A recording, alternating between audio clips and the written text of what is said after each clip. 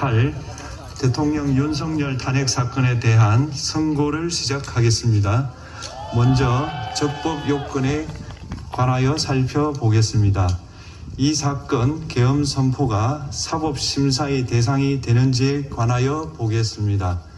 고위공직자의 헌법 및 법률 위반으로부터 헌법 질서를 수호하고자 하는 탄핵 심판의 취지를 고려하면 이 사건 계엄 선포가 고도의 정치적 결단을 요하는 행위라 하더라도 그 헌법 및 법률 위반 여부를 심사할 수 있습니다. 국회 법사의 조사 없이 이 사건 탄핵 소추안을 의결한 점에 대하여 보겠습니다. 헌법은 국회의 소추 절차를 입법에 맡기고 있고 국회법은 법사위 조사 여부를 국회의 재량으로 규정하고 있습니다. 따라서 법사위의 조사가 없었다고 하여 탄핵 소추 의결이 부적법하다고 볼 수 없습니다. 이 사건 탄핵 소추안의 의결이 일사부재의 원칙에 위반되는지 여부에 대해서 보겠습니다. 국회법은 부결된 안건을 같은 회기 중에 다시 발의할 수 없도록 규정하고 있습니다. 피청구인에 대한 1차 탄핵소추안이 제418회 정기회 회기에 투표 불성립되었지만 이 사건 탄핵소추안은 제419회 임시회 회기 중에 발의되었으므로 일사부재의 원칙에 위반되지 않습니다. 한편 이에 대해서는 다른 회기에도 탄핵소추안의 발의 횟수를 제한하는 입법이 필요하다는 재판관 정형식의 보충 의견이 있습니다. 이 사건 계엄이 단시간 안에 해제되었고 이로 인한 피해가 발생하지 않았으므로 보호이익이 헌결되었는지 여부에 대해서 보겠습니다. 이 사건 계엄이 해제되었다고 하더라도 이 사건 계엄으로 인하여 이 사건 탄핵 사유는 이미 발생하였으므로 심판의 이익이 부정된다고 볼 수 없습니다. 소추 의결서에서 내란죄 등 형법 위반 행위로 구성하였던 것을 탄핵 심판 청구 이후에 헌법 위반 행위로 포섭하여 주장한 점에 대하여 보겠습니다. 기본적 사실관계는 동일하게 유지하면서 적용 법조문을 철회, 변경하는 것은 소추사유의 철회, 변경에 해당하지 않으므로 특별한 절차를 거치지 않더라도 허용됩니다. 피청구인은 소추사유에 내란죄 관련 부분이 없었다면 의결 정족수를 충족하지 못하였을 것이라고 주장하지만 이는 가정적 주장에 불과하며 객관적으로 뒷받침할 만한 근거도 없습니다. 대통령의 지위를 탈취하기 위하여 탄핵 소추권을 남용하였다는 주장에 대하여 보겠습니다. 이 사건 탄핵 소추안의 의결 과정이 적법하고 피소추자의 헌법 또는 법률 위반이 일정 수준 이상 소명되었으므로 탄핵 소추권이 남용되었다고 볼 수 없습니다. 그렇다면 이 사건 탄핵 심판 청구는 적법합니다. 한편 증거법칙과 관련하여 탄핵 심판 절차에서 형사소송법상 전문법칙을 완화하여 적용할 수 있다는 재판관 이미선, 김형두의 보충 의견과 탄핵 심판 절차에서 앞으로는 전문법칙을 보다 엄격하게 적용할 필요가 있다는 재판관 김복형, 조한창의 보충 의견이 있습니다. 다음으로 피청구인이 직무집행에 있어 헌법이나 법률을 위반하였는지 피청구인의 법 위반 행위가 피청구인을 파면할 만큼 중대한 것인지에 관하여 살펴보겠습니다. 우선 소추 사유별로 살펴보겠습니다. 1. 이 사건 계엄 선포에 관하여 보겠습니다. 헌법 및 계엄법에 따르면 비상계엄 선포의 실체적 요건 중 하나는 전시, 사변 또는 이에 준하는 국가 비상사태로 저가 교전 상태에 있거나 사회 질서가 극도로 교란되어 행정 및 사법 기능의 수행이 현저히 곤란한 상황이 현실적으로 발생하여야 한다는 것입니다. 피청구인은 야당이 다수 의석을 차지한 국회의 이례적인 탄핵소추 추진, 일방적인 입법권 행사 및 예산 삭감 시도 등의 전횡으로 인하여 위와 같은 중대한 위기사항이 발생하였다고 주장합니다. 피청구인의 취임 후 이 사건 계엄 선포 전까지 국회는 행안부 장관, 검사, 방통위위원장, 감사원장 등에 대하여 총 22건의 탄핵소추안을 발의하였습니다.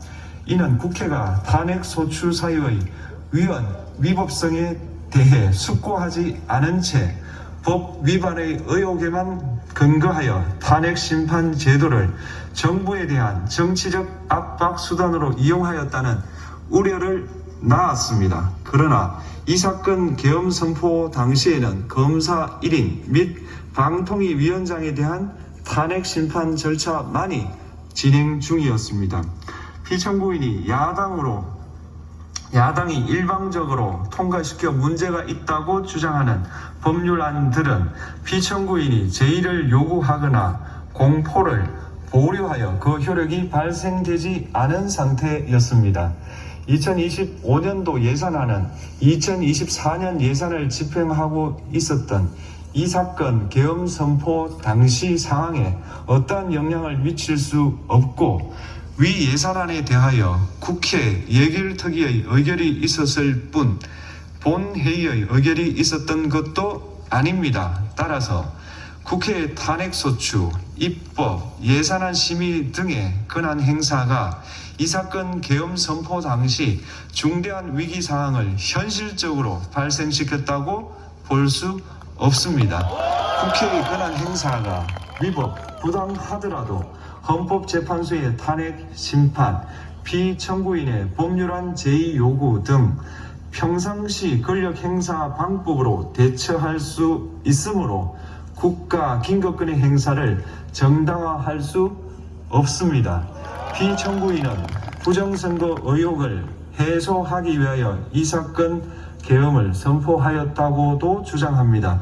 그러나 어떠한 의혹이 있다는 것만으로 중대한 위기 상황이 현실적으로 발생하였다고 볼 수는 없습니다. 또한 중앙선관위는 제22대 국회의원 선거 전에 보안 취약점에 대하여 대부분 조치하였다고 발표하였으며 사전, 우편, 투표함, 보관장소, CCTV 영상을 24시간 공개하고 개표 과정에 수검표 제도를 도입하는 등의 대책을 마련하였다는 점에서도 피청구인의 주장은 타당하다고 볼 수 없습니다. 결국 피청구인이 주장하는 사정을 모두 고려하더라도 피청구인의 판단을 객관적으로 정당화할 수 있을 정도의 위기 상황이 이 사건 계엄 선포 당시 존재하였다고 볼 수 없습니다. 헌법과 계엄법은 비상계엄 선포의 실체적 요건으로 병력으로서 군사상의 필요에 응하거나 공공의 안녕질서를 유지할 필요와 목적이 있을 것을 요구하고 있습니다. 그런데 피청구인이 주장하는 국회의 권한 행사로 인한 국정마비 상태나 부정선거 의혹은 정치적, 제도적, 사법적 수단을 통하여 해결하여야 할 문제이지 병력을 동원하여 해결할 수 있는 것이 아닙니다.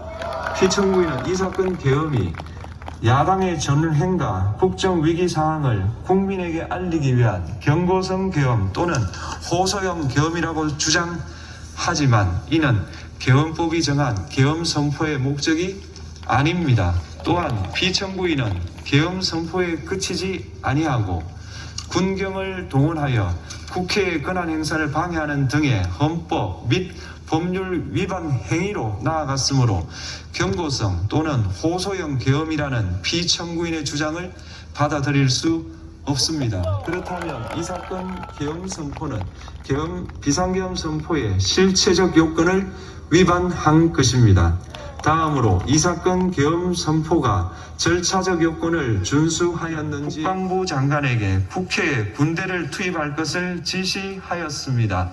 이에 군인들은 헬기 등을 이용하여 국회 경내로 진입하였고 일부는 유리창을 깨고 본관 내부로 들어가기도 하였습니다. 피청구인은 육군 특수전 사령관 등에게 의결 정족수가 채워지지 않은 것 같으니 문을 부수고 들어가서 안에 있는 인원들을 끄집어내라 는 등의 지시를 하였습니다. 또한 피청구인은 경찰청장에게 계엄사령관을 통하여 이 사건 포고령의 내용을 알려주고 직접 6차례 전화를 하기도 하였습니다. 이에 경찰청장은 국회 출입을 전면 차단하도록 하였습니다. 이로 인하여 국회로 모이고 있던 국회의원들 중 일부는 담장을 넘어가야 했거나 아예 들어가지 못하였습니다. 한편 국방부 장관은 필요시 체포할 목적으로 국군 방첩사령관에게 국회의장, 각 정당 대표 등 14명의 위치를 확인하라고 지시하였습니다.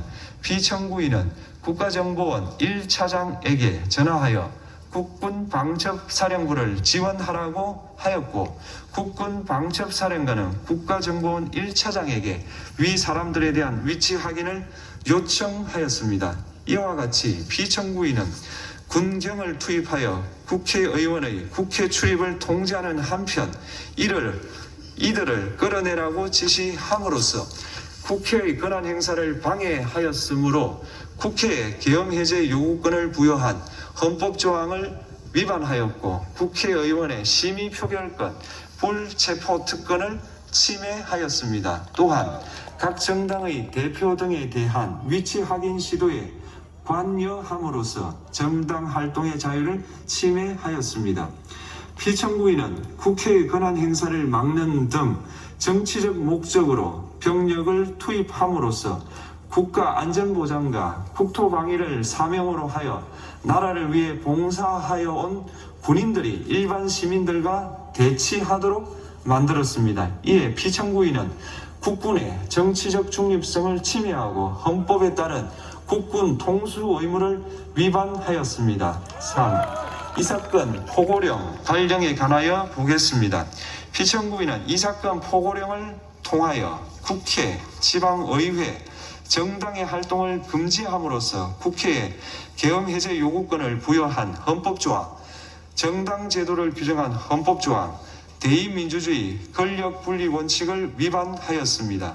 비상계엄 하에서 기본권을 제한하기 위한 요건을 정한 헌법 및 계엄법 조항, 영장주의를 위반하여 국민의 정치적 기본권, 단체 행동권, 직업의 자유를 침해하였습니다. 4. 중앙선관위에 대한 압수수색에 관하여 보겠습니다. 피청구인은 국방부 장관에게 병력을 동원하여 선관위의 전산 시스템을 점검하라고 지시하였습니다. 이에 따라 중앙선관위 청사에 투입된 병력은 출입 통제를 하면서 당직자들의 휴대 전화를 압수하고 전산 시스템을 촬영하였습니다.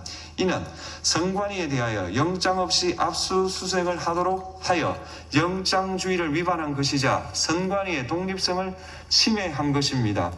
5. 법조인에 대한 위치 확인 시도에 관하여 보겠습니다. 앞서 말씀드린 바와 같이 피청구인은 필요시 체포할 목적으로 행해진 위치 확인 시도에 관여하였는데 그 대상에는 퇴임한 지 얼마 되지 않은 전 대법원장 및 전 대법관도 포함되어 있었습니다. 이는 현직 법관들로 하여금 언제든지 행정부에 의한 체포 대상이 될 수 있다는 압력을 받게 함으로 사법권의 독립을 침해한 것입니다. 지금까지 살펴본 피청구인의 법 위반 행위가 피청구인을 파면할 만큼 중대한 것인지 관하여 보겠습니다. 피청구인은 국회와의 대립사항을 타개할 목적으로 이 사건 계엄을 선포한 후 군경을 투입시켜 국회의 헌법상 권한 행사를 방해함으로써 국민주권주의 및 민주주의를 부정하고 병력을 투입시켜 중앙선관위를 압수수색하도록 하는 등 헌법이 정한 통치구조를 무시하였으며 이 사건 포고령을 발령함으로써 국민의 기본권을 광범위하게 침해하였습니다. 이러한 행위는 법치국가 원리와 민주국가 원리의 기본 원칙들을 위반한 것으로 그 자체로 헌법 질서를 침해하고 민주공화정의 안정성에 심각한 위해를 끼쳤습니다. 한편 국회가 신속하게 비상계엄 해제 요구를 결의할 수 있었던 것은 시민들의 저항과 군경의 소극적인 임무 수행 덕분이었으므로 이는 피청구인의 법 위반에 대한 중대성 판단에 영향을 미치지 않습니다. 대통령의 권한은 어디까지나 헌법에 의하여 부여받은 것입니다. 피청구인은 가장 신중히 행사되어야 할 권한이 국가 긴급권을 헌법에서 정한 한계를 벗어나 행사하여 대통령으로서의 권한 행사에 대한 불신을 초래하였습니다. 피청구인이 취임한 이래 야당이 주도하고 이례적으로 많은 탄핵 소추로 인하여 여러 고위공직자의 권한 행사가 탄핵 심판 중 정지되었습니다.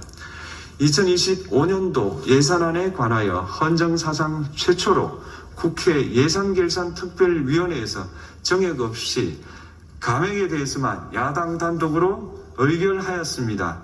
피청구인이 수립한 주요 정책들은 야당의 반대로 시행될 수 없었고 야당은 정부가 반대하는 법률안들을 일방적으로 통과시켜 피청구인의 제2 요구와 국회의 법률안 의결이 반복되기도 하였습니다. 그 과정에서 피청구인은 야당의 전횡으로 국정이 마비되고 국익이 현저히 저해되어 가고 있다고 인식하여 이를 어떻게든 타개하여야만 한다는 막중한 책임감을 느끼게 되었을 것으로 보입니다. 피청구인이 국회의 권한 행사가 권력 남용이라거나 국정 마비를 초래하는 행위라고 판단한 것은 정치적으로 존중되어야 합니다. 그러나 피청구인과 국회 사이에 발생한 대립은 일방의 책임에 속한다고 보기 어렵고 이는 민주주의 원리에 따라 해소되어야 할 정치의 문제입니다. 이에 관한 정치적 견해의 표명이나 공적 의사결정은 헌법상 보장되는 민주주의와 조화될 수 있는 범위에서 이루어져야 합니다. 국회는 소수 의견을 존중하고 정부와의 관계에서 관용 그리고 자제를 전제로 대화와 타협을 통하여 결론을 도출하도록 노력하였어야 합니다.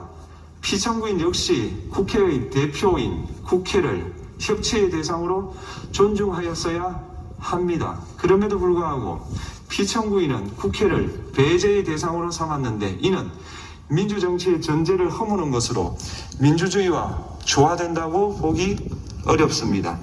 피청구인은 국회의 권한 행사가 다수의 횡포라고 판단했다 하더라도 헌법이 예정한 자구책을 통해 견제와 균형이 실현될 수 있도록 하였어야 합니다.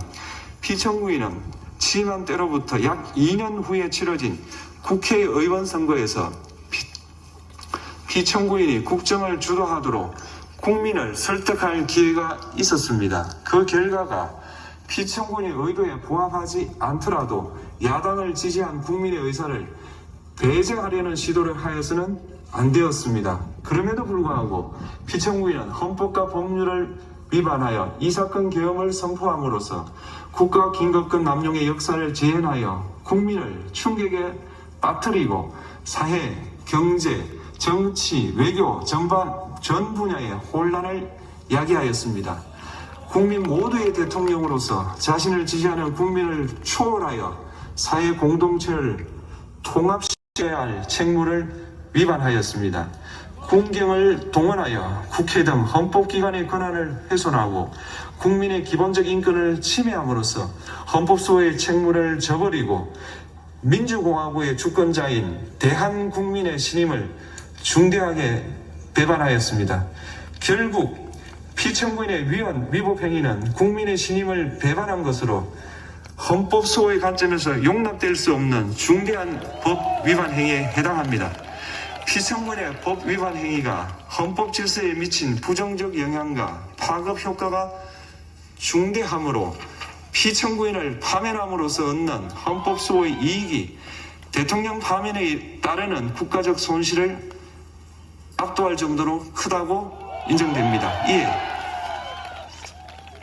재판관 전원의 일치된 의견으로 주문을 선고합니다. 탄핵 사건이므로 선고 시각을 확인하겠습니다. 지금 시각은 오전 11시 22분입니다. 피청구인 대통령 윤석열을 파면한다.